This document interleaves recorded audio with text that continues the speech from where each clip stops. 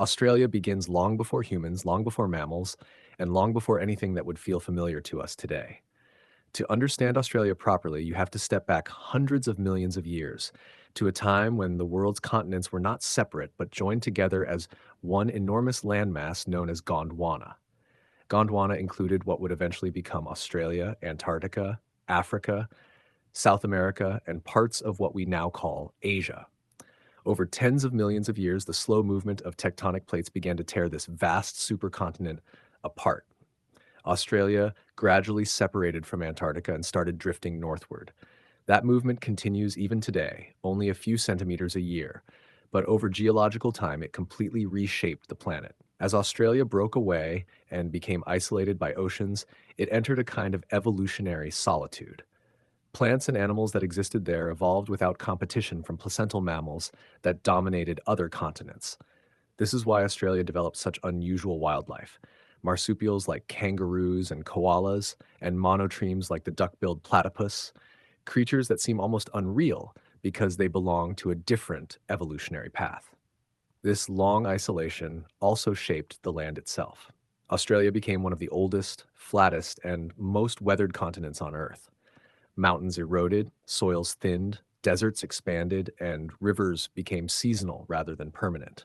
Fossil evidence shows that Australia was once wetter and greener, home to forests and dinosaurs, and the remains of those worlds still surface today in places like Queensland and New South Wales, sometimes preserved in stone, sometimes preserved in opal, as if deep time itself was turned into jewelry. Into this ancient landscape came people. Aboriginal Australians are among the oldest continuous human cultures on Earth. Evidence suggests their ancestors arrived between 50 and 65,000 years ago, traveling from Southeast Asia at a time when sea levels were lower and land bridges and short sea crossings made migration possible. Over countless generations, Aboriginal peoples spread across the continent, adapting to deserts, coasts, forests, and grasslands. They developed hundreds of distinct language groups and cultures, each tied to specific lands. Their knowledge systems were deeply practical and spiritual at the same time, based on careful observation of animals, seasons, water sources, fire, and landscape. Tools like spears and boomerangs were not curiosities, but refined technologies shaped by environment and necessity. For tens of thousands of years, this human world existed without outside interference. That changed abruptly in the late 18th century. In 1770, the East Coast was charted for Britain, and in 1788, the first fleet arrived, establishing a penal colony at Sydney Cove. Modern Australia is only a little over 200 years old as a political entity, and its birth was unusual. It began as a prison settlement, created to deal with overcrowded jails in Britain. Thousands of men and women were transported across the world, many for crimes that today would seem minor. Some faced a harsh choice: imprisonment at home or exile to an unknown land on the other side of the planet. As British settlements expanded, the impact on Aboriginal Australians was catastrophic. Diseases spread rapidly, land was seized, and violent conflict erupted along the frontier. This was not a brief early chapter that quickly ended. Discrimination, exclusion, and forced removals continued well into the 20th century. Aboriginal people were denied basic rights and recognition until surprisingly recently, and the social and cultural damage of those policies remains part of Australia's present. Meanwhile, the colonies grew. Farming became central to survival and wealth. Sheep, cattle, wheat, and later dairy shaped the rural economy.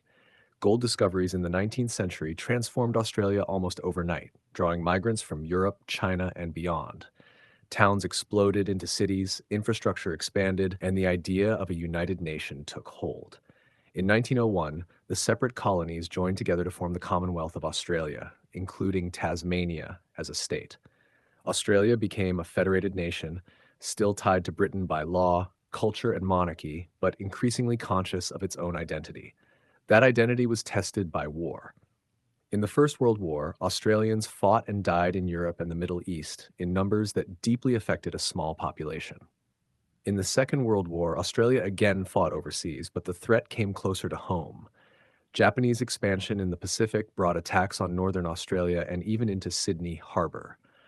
Although Australia was never invaded, the danger was real, and it changed how Australians thought about defense and independence. After the war, Australia entered a period of major change. Large scale migration reshaped society.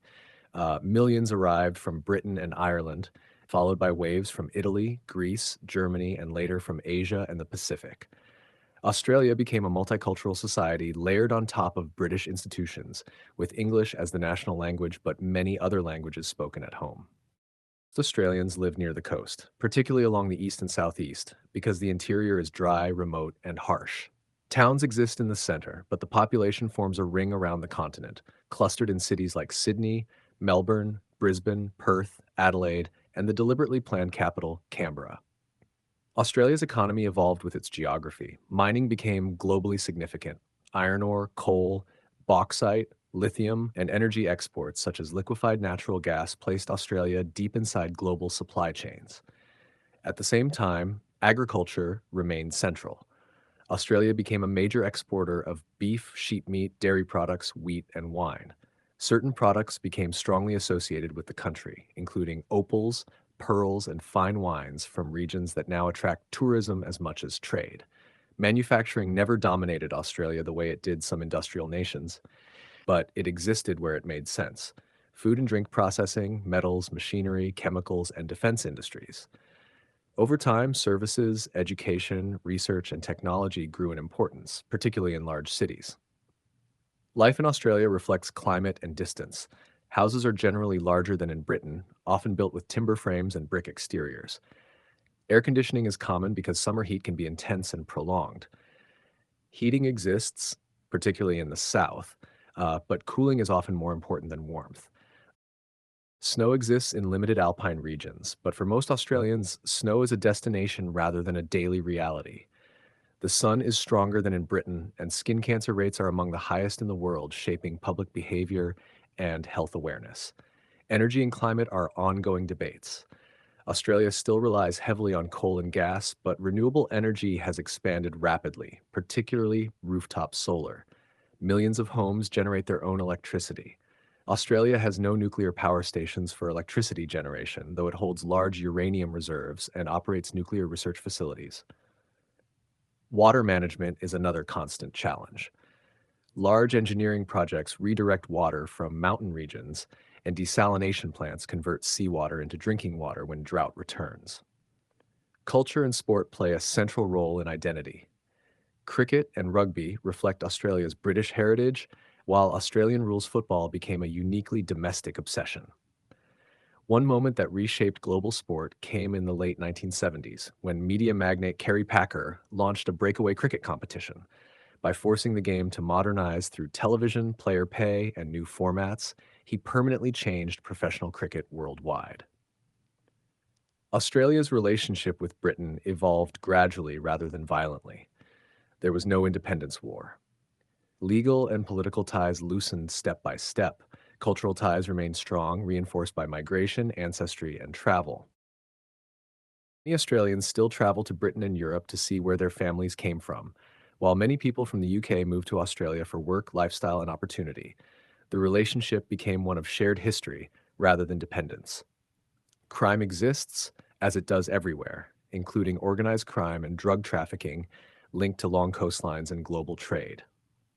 Overall, Australia sits broadly in line with other high income countries in terms of safety, neither uniquely dangerous nor uniquely immune.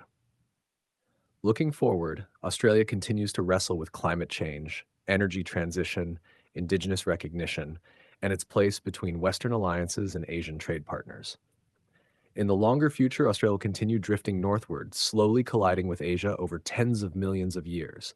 Coastlines will change, climates will shift, and ecosystems will transform again.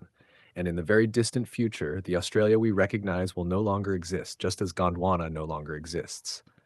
Continents will move, oceans will open and close, and human civilization will be a brief layer in the planet's story. Australia's cities, politics, and monuments feel permanent to us, but they are temporary marks on a moving earth. The land was ancient before humans arrived, and it will continue long after we are gone. Australia's story, from Gondwana to modern nation and beyond, reminds us how small we are in the long history of the planet, and how remarkable it is that we get to tell the story at all. Thank you for listening, and if you like my channel, please like, share and subscribe.